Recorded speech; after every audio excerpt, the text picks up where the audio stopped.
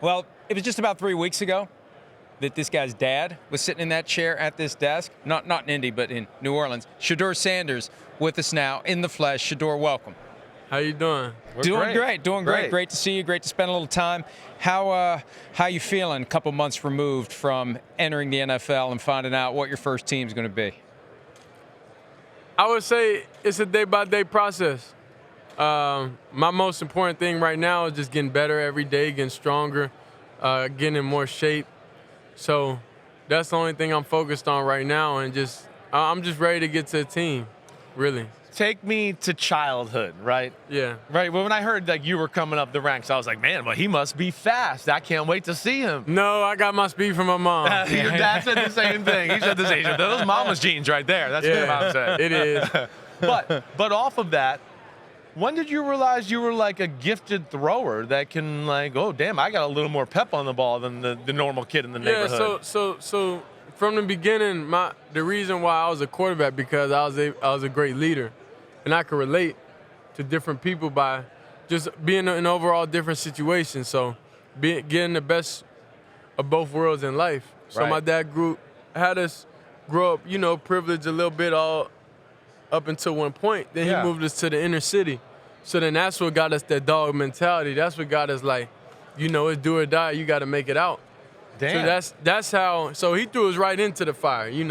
So then from then on, that's how we able to be able to talk to different people, be Sure. able to relate Right. to all these different type of people, and then from then on, it was just always a leader aspect. Was there did you have catches in the backyard though with dad? Because dad can throw it pretty good for a corner. I've seen him throw it a little bit, but Not anymore. Not anymore. Yeah, but back in the day, dad won't catch my footballs anymore. he doesn't want any part of that. Nah, he gets too nervous sometimes, or he puts on gloves, and he Yeah. has baseball gloves at home right now. But like you in the backyard, and then he see you throw, and then did he start to say like, hey, did he ever coach you up on a little bit, like mechanics growing up? Nah, the thing is, and that's why I'm able to relate to a lot of the youth and young quarterbacks, is because I didn't grow up being able to throw the football as well as I can now. Yeah. It took years of work. So that's all I know. Yeah. Is the work to get the result I want to get. Right. Having your dad as your head coach for your entire career Yep. in college, offensive coordinator in high school, was he harder on you than the other kids on the team? Yeah, of course, because I represent him, so he knows going into any situation that the other team feels like they're playing against him. And the only way how they beat him is by beating me. So he understood the standards, the expectations, and I represented him as an individual and him as a person. So I'm a product of what he has created.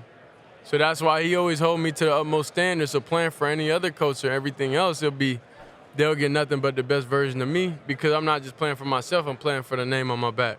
I'm incredibly impressed by your ability to handle the spotlight. I mean, I know your brother Dion Jr.'s over here. I mean, everybody knows who you guys are. Yeah. You've been how do you kind of deal with the pressure of being primetime son and this big, awesome quarterback with awesome diamonds around his neck and all that? Nah, it was cameras on us since I came out the womb. Yeah. So cameras don't really faze me. Anything doesn't really faze me. That's why I play my game how I play. If you one way, you gotta be the same way all the way across the board. So if internal, you got the D tackle breaking through that line of scrimmage, I ain't gonna flinch. I ain't gonna break. No, you don't flinch. I love that about you, man. So that's why everything in life relates to each other. So it's like you never feel pressure, you never feel anything. One way to get away from cameras is to go fish, and Dad told us how much he loves to fish. Travis told us yesterday he's a better fisherman than your dad. Yeah. Do you fish, and are you better than Dad? I'm done with fishing. Wow. We grew up. Thankfully, we grew up on 100-some acres, so I fished my lights out. I love it. I fished my lights out when I was a kid, so I had a full youth, so I'm done fishing. I'm done doing that. I just sit at home, chill. You're old school to me in the way you play. Come on now. Yeah, you are. I mean, you stand in the pocket, you want to make throws, you don't give a damn if you're about to get hit.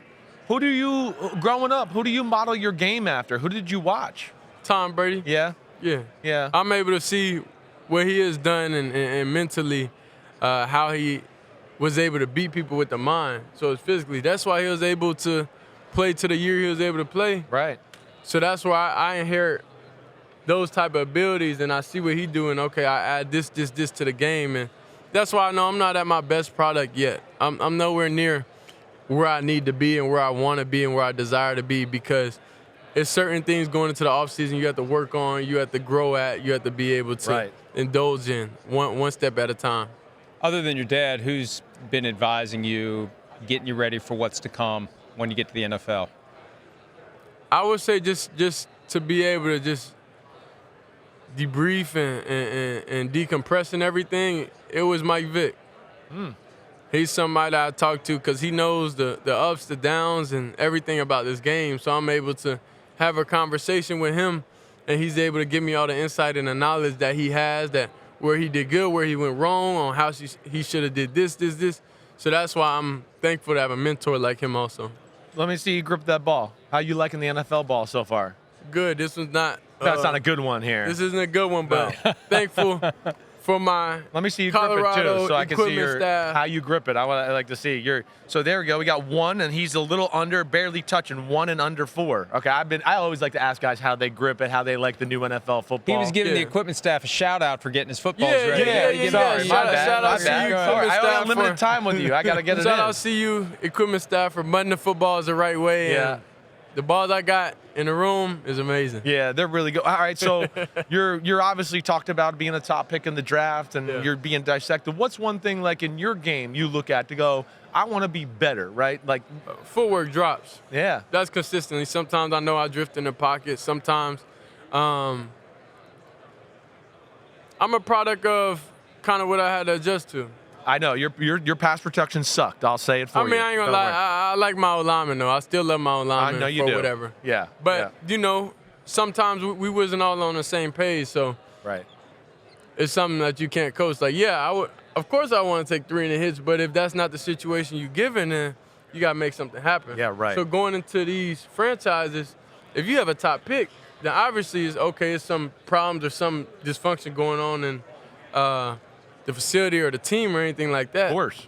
So you got to have somebody that's able to adjust, that's able to do it on the run. For somebody to be able to, that has shown and has proved that they're able to change 2 different franchises, 2 different universities. So that's why I know I'm the best quarterback out there, because I've done it and I proved it. Yeah. That's a great way to look at it, because usually what happens is bad teams stay bad. Well, bad teams don't have someone who comes along who's able to turn a bad team into a good team, and you've got the track record at Jackson State and at Colorado, and you fully believe wherever you go, the teams at the top didn't get there by being good, you're going to be a guy to turn them around, and that's the kind of confidence you need. Well, it's the facts that you need also.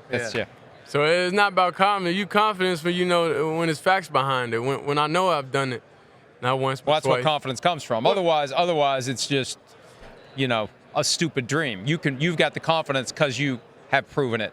And you will prove it again. What do you say to all that crap, right? About, like, you can't play unless your dad's coaching you. I like it. I indulge in all that because it's like, I'm thankful for my dad is who he is. So it's like, you should be mad at your dad and do what he said he was going to do. Was he extra hard on you? Of course. Yeah, that was extremely hard. Yeah. He was, we 5 years old running a snake, 5 yards every line, the whole football field. So it's like, he knows the expectation, and he knew, and he's seen all this stuff play out before it happened. So that's why now we're on the stage. That's why everything that he has done up to this point prepared us for this moment. And Shedeur, last question. Your dad told us he would only come to the NFL to coach if it would be coaching you. Do you hear that and say, I'm good? I'm good. Or do you want Dad to I think it's God's plan. I think whatever happens, if things fall in the right way, it fall in the right way. So it's not really a man-made decision based off of that, because you gotta let God, you gotta let Him lead you throughout everything. So His decisions and everything that happens, it falls in place the right way. Even making the decision to go to Jackson State, and I was going to another university.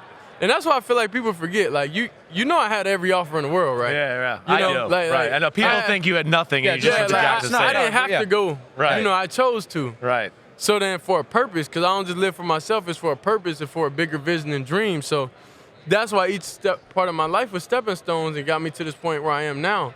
I could have went another direction and got to this point I am now, but at the same time, it means more now. And I was able to bump my head and have different life experiences to to get me to this point, to be able to change these different programs up until this point. So that's why I know I'm ready and I'm prepared, and I know I'm the best quarterback available. Well, Titans fans, Browns fans, Giants fans are all happy to hear it, and they're all going to be hoping their team ends up getting Shedeur Sanders for 2025 and beyond. Shedeur, thanks so much. Congratulations. We'll have plenty more from the Combine. Hi, it's Mike Florio. Thanks for watching PFT on YouTube. Hit subscribe for the latest news and analysis from Pro Football Talk.